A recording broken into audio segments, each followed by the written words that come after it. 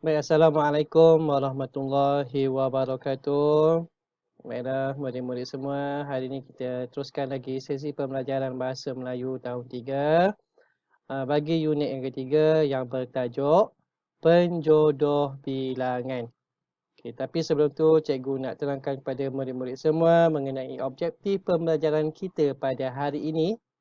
Yang pertama, murid-murid akan dapat memahami penggunaan penjodoh bilangan di dalam ayat.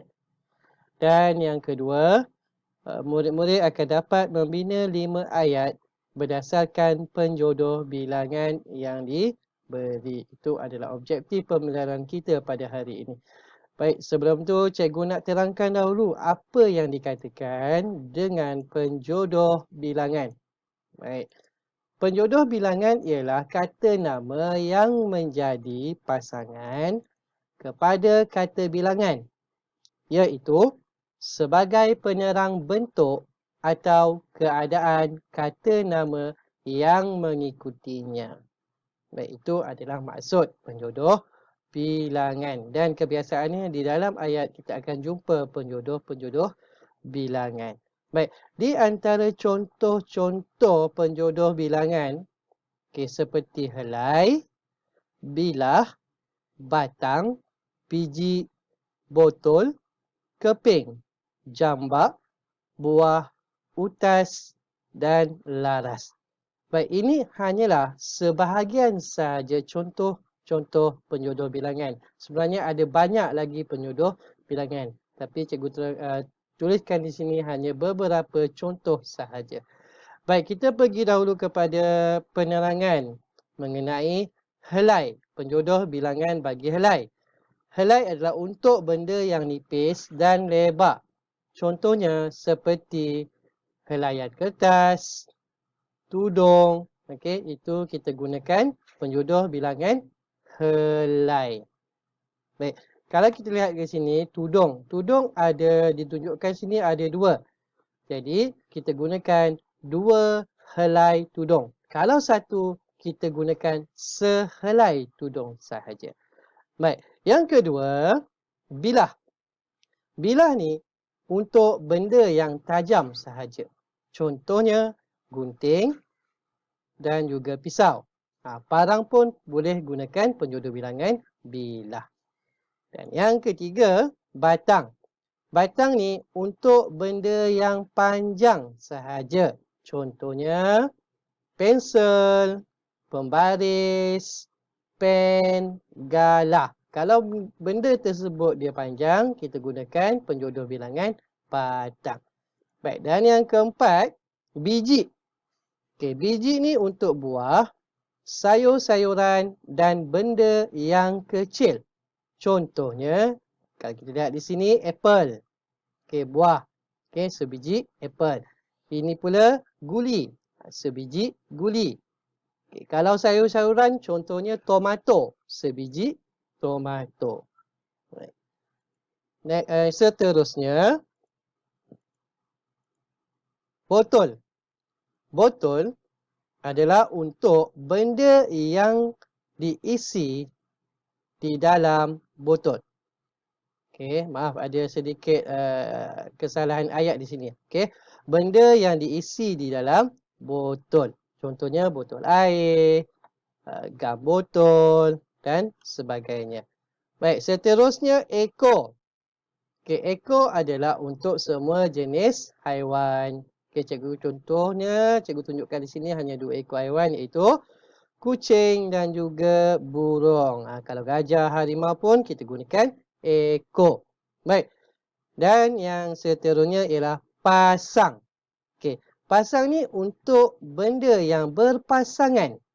Contohnya kasut, baju kurung. Okey, yang berpasangan mesti gunakan penjodoh bilangan pasang. Okey, baik. Baiklah murid, ini adalah di antara sahaja penerangan mengenai penjodoh bilangan. Okey, ada banyak lagi dan murid-murid boleh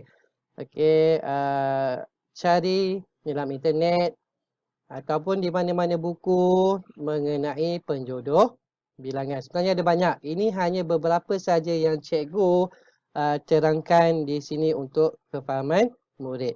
Baik, seterusnya. Ini yang terdapat di dalam halaman 12 buku teks kamu.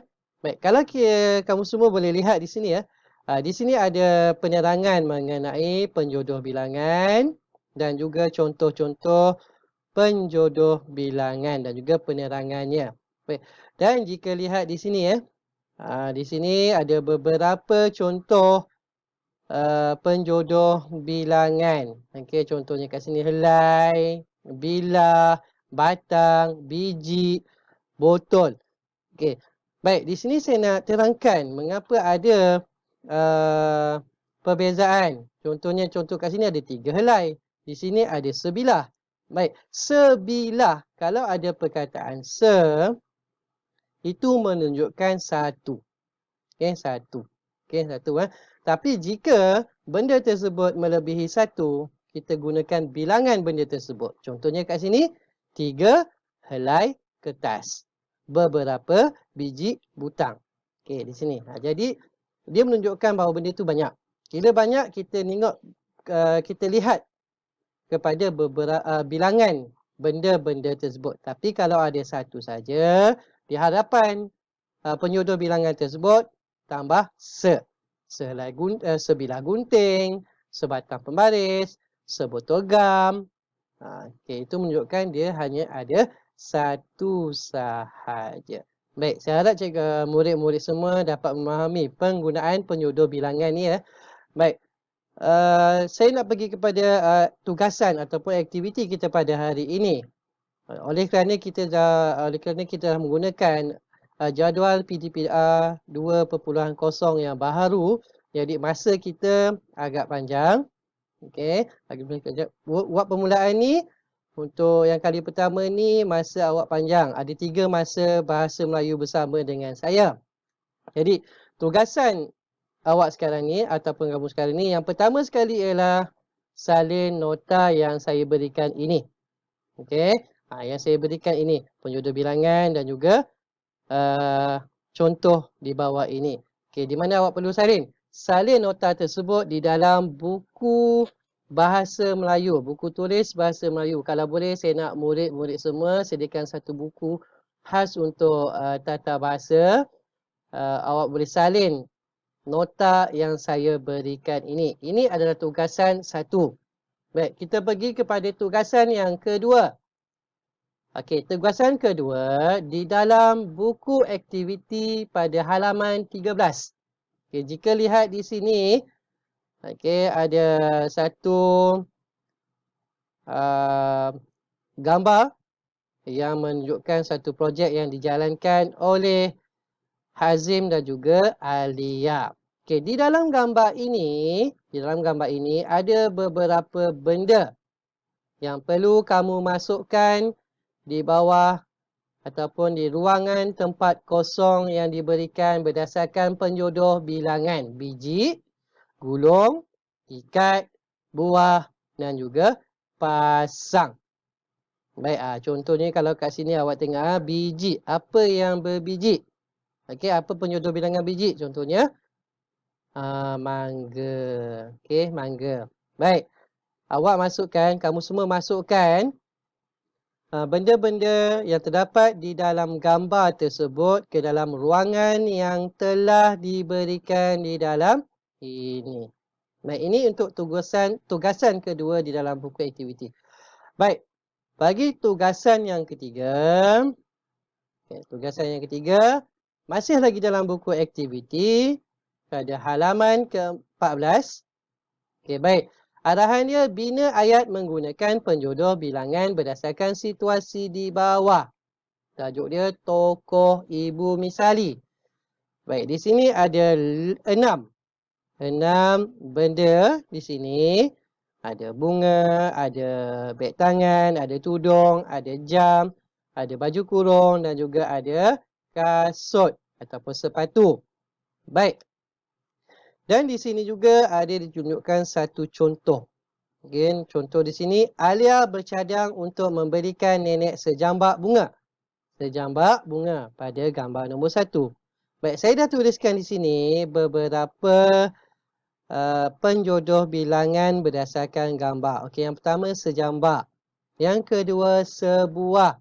Yang ketiga sehelai tudung. Yang keempat seutas jam tangan. Yang kelima sepasang baju kurung. Dan yang keenam sepasang kasut.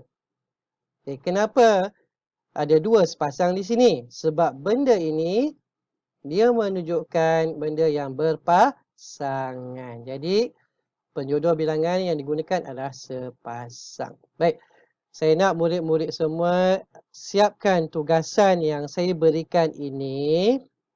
Okey, jika boleh siapkan pada hari ini mengikut masa yang diberikan.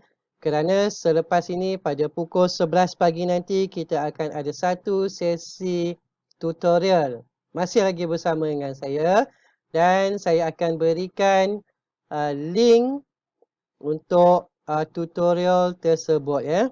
Kita akan bersemuka secara online saja nanti. Dan sebelum kelas saya pada pukul 11 nanti bermula, saya akan berikan link untuk kita berjumpa atau bersemuka di dalam secara online nanti. Baik. Okey, saya harap murid-murid semua dapat menyiapkan tugasan ini nanti dan kita boleh bincang nanti tugasan yang telah murid-murid buat ini dalam sesi tutorial. Okey, pada pukul 11 pagi nanti.